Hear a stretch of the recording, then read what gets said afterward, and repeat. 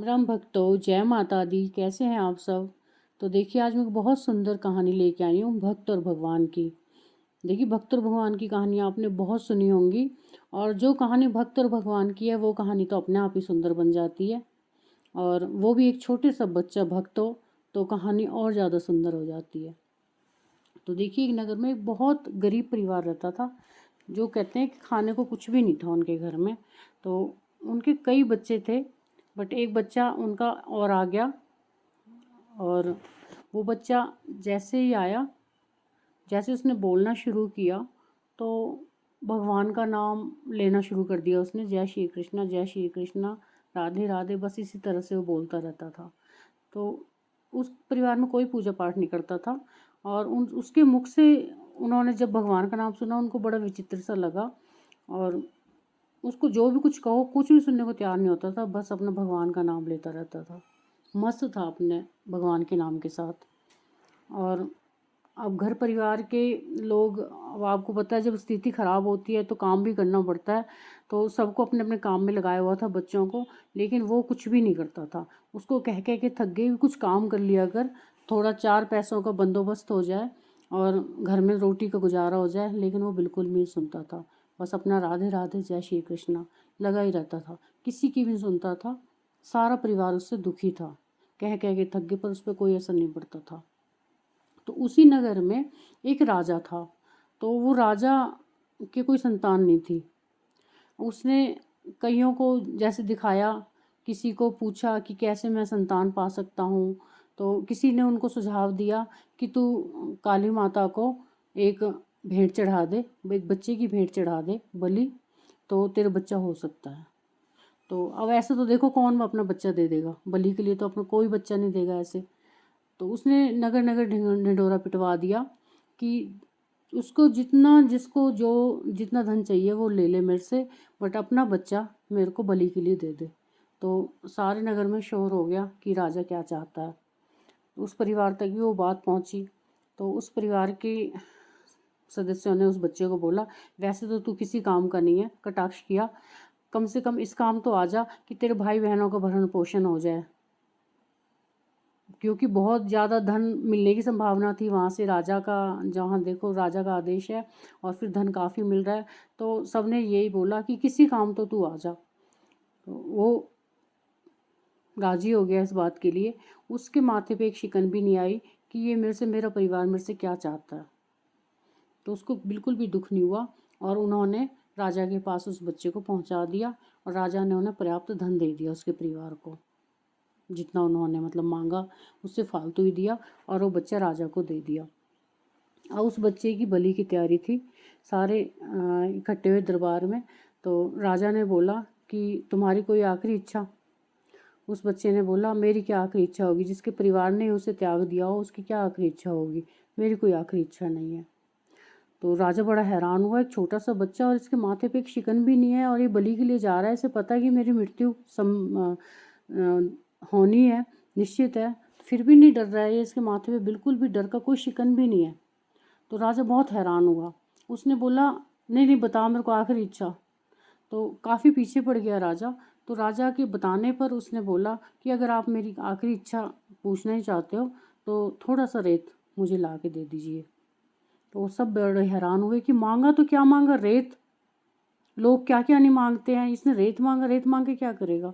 लेकिन उसने बोला, जब तुमने मुझे पूछा है तो मैंने बता दिया, तो मुझे रेत ला के दे दीजिए अगर आप मेरी आखिरी इच्छा पूरी करना चाहते हैं तो उसको रेत लाया गया, बाहर से रेत आया। तो उसने रेत को क्या किया, 4 ढेरियाँ बना दी उस रेत की, 4 ढेरियाँ बना दी, और उस रेत की 3 ढेरियों को उसने हाथ से काट दिया, और चौथी ढेरी को ऐसे छोड़ दिया। कहानी बहुत रोचक है, तो पूरी सुनिएगा, स्किप मत कीजिएगा। तो उसने चौथी ढेरी को छोड़ दिया। अब राजा बहुत विस्मय हो गया, बहुत हैरान हो गया कि ये क्या कर रहा है, खेल रहा है क्या रेत के साथ? तो राजा ने काफ़ी पूछा, बोला आपका काम था आखिरी इच्छा पूछना, आपका हो गया, आप क्यों मेरे पीछे पड़े हो? आप बलि के लिए ले जाइए मुझे। तो नहीं, उस राजा ने बोला, नहीं, मुझे इसका जवाब देना ही पड़ेगा, ये तूने 4 ढेरियाँ क्यों बनाई, और ये 3 ढेरियाँ क्यों काटी, और एक को क्यों छोड़ दिया? क्योंकि उसके मन में उत्सुकता बढ़ रही थी राजा की, ये बच्चा छोटा सा ये ऐसे क्या कर रहा है। उसकी समझ से परे था, लेकिन उसने ज़बरदस्ती पूछना चाहा। बच्चा नहीं बता रहा था, लेकिन बार बार आग्रह पे राजा के उस बच्चे ने बताया कि अगर आप पूछना ही चाहते हो तो मैं बताता हूँ। ये 4 ढेरियाँ हैं। ये एक ढेरी है मेरे परिवार की, और एक ढेरी है मेरे रिश्तेदारों की, एक ढेरी है आपकी, और एक ढेरी है मेरे भगवान की। तो बोले तूने इनको काटा और इसको क्यों छोड़ दिया। बोले ये ढेरी जो मैंने काटी है ये मेरे परिवार की है, कि मेरे परिवार ने मुझे घर से निकाल दिया, उसने मेरा साथ नहीं दिया, मेरे अपनों ने मेरा साथ नहीं दिया। ये दूसरी ढेरी मैंने इसलिए काटी, मेरे रिश्तेदार थे कितने भी, उन्होंने भी मेरा साथ नहीं दिया, तो उसको भी मैंने काट दिया। मेरे यार मित्र सबकी थी ये, तो उसने भी मेरा साथ नहीं दिया, मैंने काट दिया। ये तीसरी ढेरी है आपके नाम की, तो आप तो मुझे लाए बलि के लिए हो, तो आप तो मुझे मारोगे ही मारोगे, तो ये भी मैंने काट दी। ये ढेरियाँ मेरे किसी काम की नहीं है, जिन्होंने मेरा साथ ही नहीं दिया। और ये चौथी ढेरी है मेरे भगवान की, जिसको मैं पूजता हूँ, जिसका मैं रात दिन नाम लेता हूँ। ये ढेरी मैंने इसलिए नहीं काटी कि मुझे पूरा विश्वास है मेरे भगवान मेरा साथ देंगे। बोले कमाल है, तू मरने जा रहा है, तेरे भगवान कहाँ साथ देंगे। बोले मुझे पूरा विश्वास है ये मेरा साथ देंगे, इसलिए मैंने इसे नहीं काटा, एक यही मेरे हैं। राजा बड़ा हैरान, सोचने पे मजबूर हो गया। तो उसने मंत्रियों को बोला कि रुको, अब इसे कहीं नहीं ले जाना। तो उसने काफ़ी सोच विचार के बाद सोचा कि अब जब मैं इसे बलि के लिए दे रहा हूँ, अपनी संतान के लिए दे रहा हूँ, तो क्या पता मेरी संतान कैसी होगी। मुझे थोड़ी पता है कि कितने गुण होंगे उसमें। ये छोटा सा बच्चा इतना गुणवान है, अगर यही मुझे मिल जाए तो मुझे और संतान की क्या आवश्यकता है, जिसमें इतने गुण हैं, जो प्रभु का बड़े उससे विश्वास के साथ कह रहा है कि नहीं ये मेरे साथ देंगे।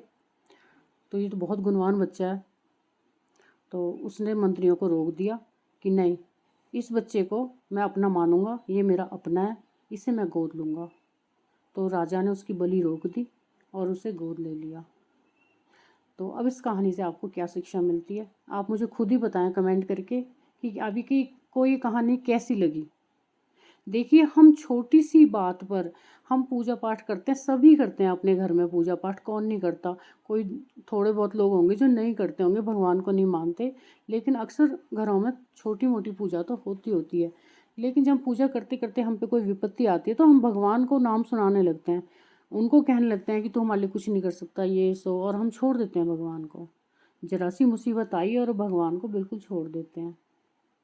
भगवान क्या है, देखिए आप एक पत्थर की मूर्ति ले आए और उसे पूजने लग गए आके। अब तो पत्थर की मूर्तियाँ, पहले तो शालिग्राम होते थे, पत्थर ही होते थे, पत्थर को उठाया और पूजा करने लग गए। तो क्या पत्थर भगवान थे। किसके साथ लाया, विश्वास के साथ ही लाया ना उस पत्थर को, जिसको अपना माना आपने।